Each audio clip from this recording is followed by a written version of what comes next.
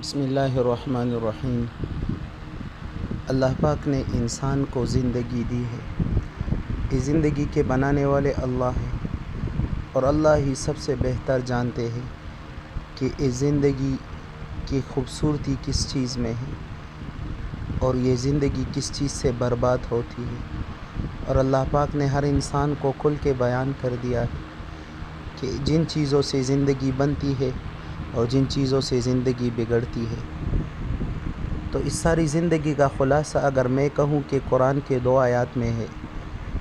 تو ان میں سے ایک آیات یہ ہے، من عمل صالحا من ذکر او انثى وهو مؤمن فلنحینہ حیاتا طیبہ۔ اس میں اللہ پاک فرماتے ہیں کہ اگر مرد ہو یا عورت ایمان لے کے آئے اور نیک عمل کرے، یعنی اللہ کا بن کر زندگی گزارے، اللہ کے حکموں پہ مر مٹے، تو جو اللہ کے حکموں پہ مر مٹے، اللہ کے حکموں کو پورا کرے اور اپنے نفس کے خواہشات کو دبا کر اللہ کو راضی کرے، تو اللہ پاک فرماتے ہیں فَلَنُحْيِيَنَّهُ حَيَاةً طَيِّبَةً، کہ اللہ پاک اسے ضرور بضرور پاکیزہ زندگی دیں گے، خوشیوں والی، چین، راحت، سکون اور اطمینان والی زندگی اللہ پاک اسے دیں گے جو اللہ کا بن کر زندگی گزارے۔ اور اس کے مقابلے میں پھر اللہ پاک فرماتے ہیں من اعرض عن ذکری فإن له معیشة ضنکا، کہ جو اللہ سے منہ موڑ لے، اللہ کے دین سے منہ موڑ لے، اللہ کے کلام سے، اللہ سے منہ موڑ لے، یعنی اللہ کی نافرمانی کرنے لگے، تو اللہ پاک فرماتے میں اس کی زندگی کو تنگ کر دوں گا، پریشانیوں میں مبتلا رہے۔ اور اسے خود ایک حدیث میں بھی اللہ پاک نے ارشاد فرمایا، یا ابن آدم تفرع لعبادتی املأ صدرک غنى واسد فقرک، اے آدم کے بیٹے تو میرے لیے اپنے آپ کو فارغ کر، میری یاد کے لیے، میری عبادت کے لیے خود کو فارغ کر، میں تیرے سینے کو غنا سے بھر دوں گا، تجھے مالدار بنا دوں گا، تجھے سب کچھ دے دوں گا اور تیری غربت کو دور کر دوں گا۔ وَإِن لَّمْ تَفْعَلْ مَلَأْتُ يَدَيْكَ شُغْلًا وَلَمْ أَسُدَّ فَقْرًا، اور اگر تو اس طرح نہیں کرے گا تو میں تجھے دنیا کے مشاغل میں پنسا دوں گا،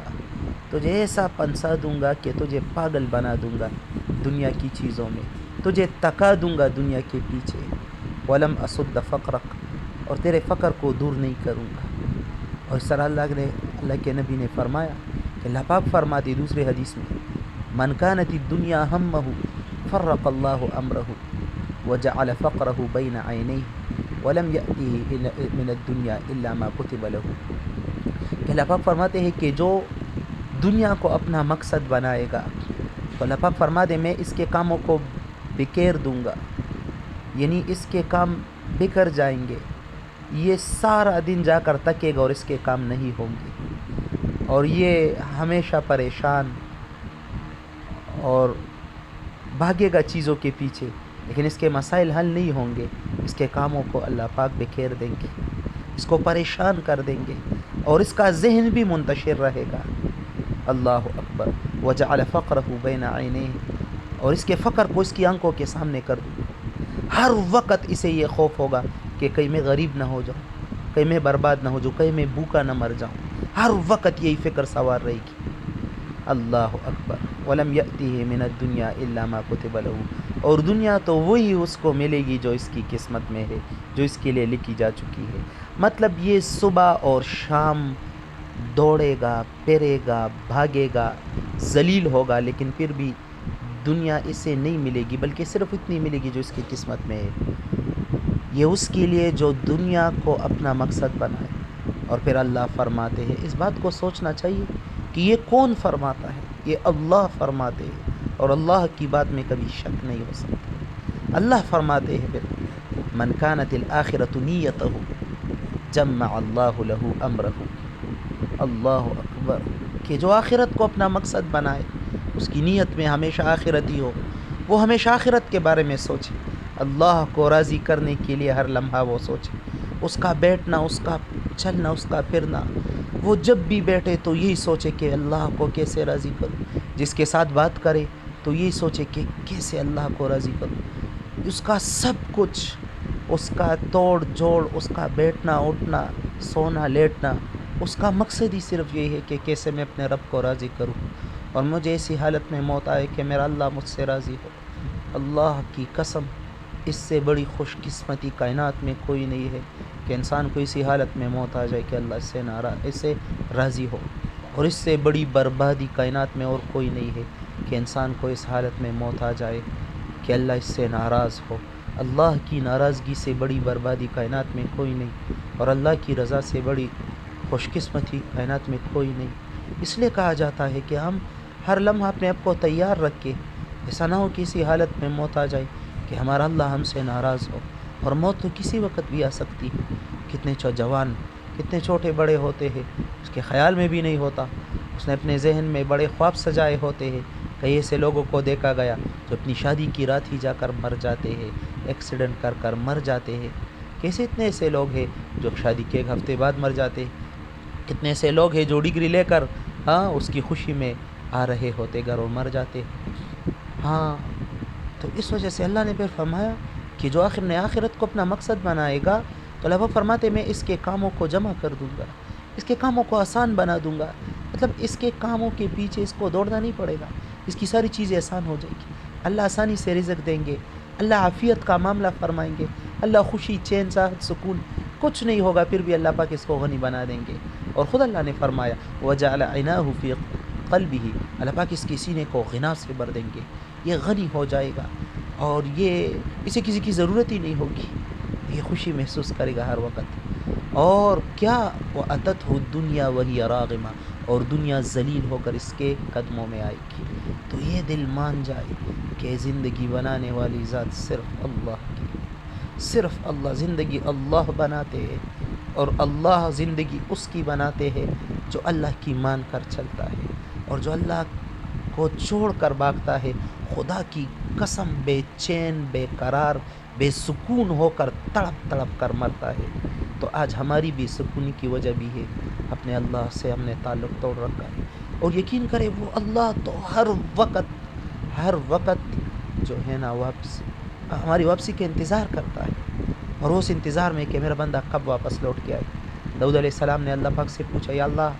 میں تیرا محبوب کیسے بنوں گا؟ اللہ پاک نے فرمایا داؤد تو لوگوں کو میرا محبوب بنا، تو بھی میرا محبوب بن جائے گا۔ تو اللہ کی محبت سے بڑھ کر اس کائنات میں کوئی نہیں ہے، لیکن ان باتوں کو وہی سمجھ سکتا ہے جسے اللہ کی محبت کے ایک ذرہ بھی نصیب ہو جائے، کیونکہ اللہ کی محبت کے ایک ذرہ جسے نصیب ہوگا تو دنیا اسے پاگل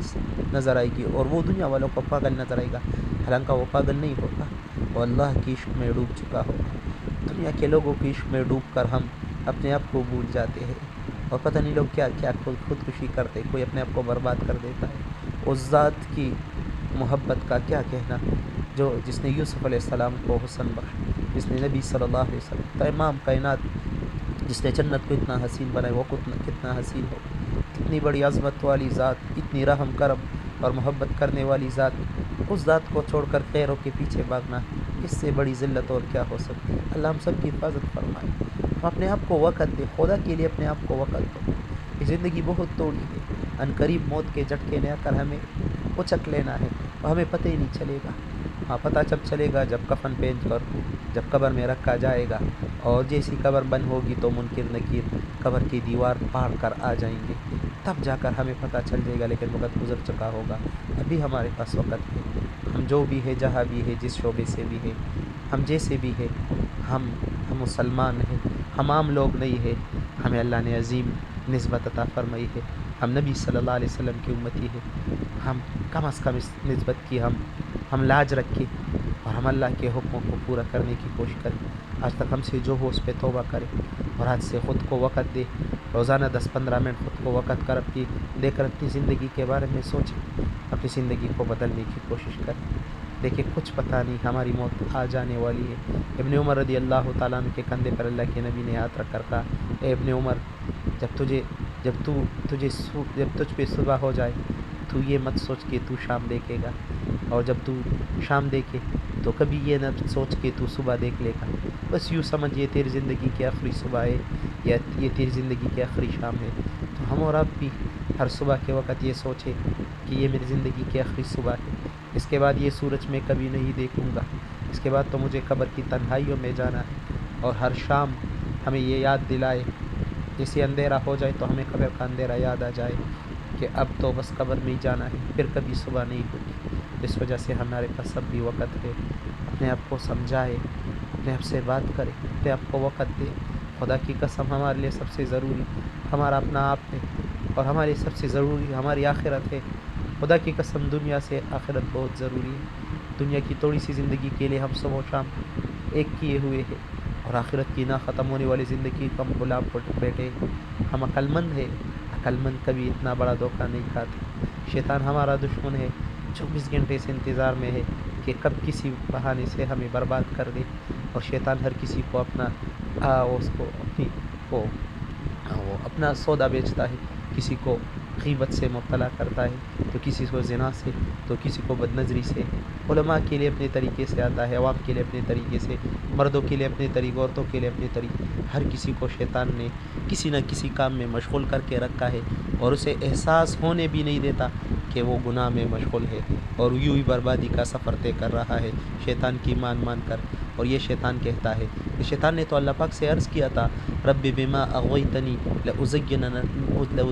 لہم فی الارض ولأغوینہم اجمعین، کہ اللہ میں تیرے بندوں کو کے سامنے دنیا کو سجاؤں گا اور ان کو گمراہ کروں گا۔ تو اللہ پاک نے فرمایا تھا جو تیرے پیچھے جائے گا اسے تیرے ساتھ جہنم میں پھینک دوں گا۔ تو ہم خود پہ رحم کریں، اور خود کے ساتھ ساتھ انسانیت کی بھی فکر کریں۔ یقین کریں انسانیت تک چکی ہے، ہار چکی ہے، اور اس انتظار میں ہے کہ کوئی تھوڑا سا انہیں سہارا دے کر انہیں سمجھائے اور انہیں اللہ کے قریب لے کے جائے۔ یقین کرے سارے لوگ بے چین ہو چکے ہیں، اللہ سے دور